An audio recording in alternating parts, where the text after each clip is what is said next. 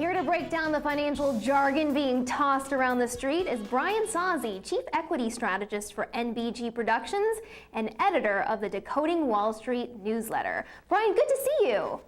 Thanks for having me back.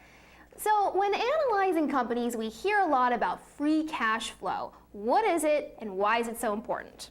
Well, the funny thing about free cash flow, Jen, it is that it's not free. Companies have to take and spend what they do through their capital expenditures. They have to spend in prior years to ultimately generate free cash flow in the future. Free cash flow is essentially the money left over after a company spends on property, plant, and equipment. Why Wall Street loves free cash flow is because it could be reinvested in dividends or share repurchases. Now, the key thing is here, no free cash flow, no dividends, no share repurchases, and chances are, if that's in fact the case, your company might have to raise debt, no good, negative, your stock price is probably not doing too well. Mm-hmm. With a lot of money being printed around the globe, there is a die-hard class of gold bugs. What are gold bugs? Gold bugs, well, you cannot catch these things in a jar, I tell you that, Jen. No, gold bugs are investors who always think gold is going to rise. Their fundamental reason for this is because they think we are in a perpetual state of inflation. And that what the Federal Reserve has done pretty much to print money through quantitative easing is only perpetuated this. So a gold bug wants to hold gold because they think the currency is going to be worthless because inflation is going to be so high. So even if inflation is not necessarily the case and the economy is slowing down, they're still believing in this gold bug mania. It's very hard to get the gold bugs off their position. What about merger mania? We really haven't seen this on a grand scale, although I think a lot of people would like to because it certainly points to more robust economic growth. Correct. Merger mania, think 2007.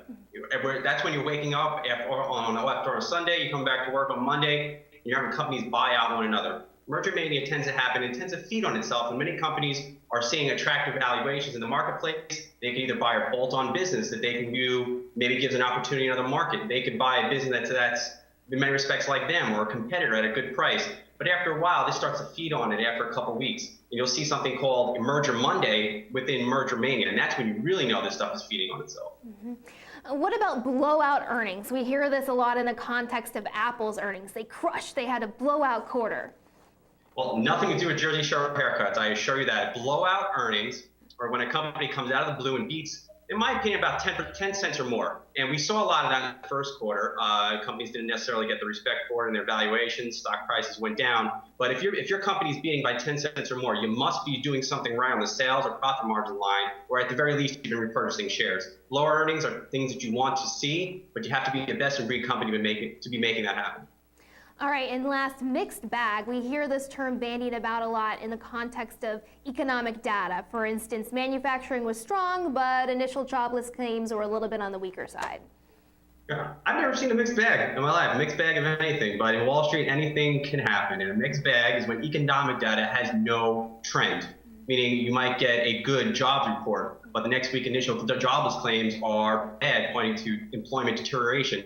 There is no set trend, and when you get this mixed bag economic data, it's hard to invest because you don't know what the next week's going to hold. You don't know what the next month is going to hold. So as an investor, start to hear mixed bag in the marketplace, chances are stocks are not going up as you would like them. All right, Detective Sozzi breaking down the jargon for us. Thanks so much. Hope to see you soon. Thank you.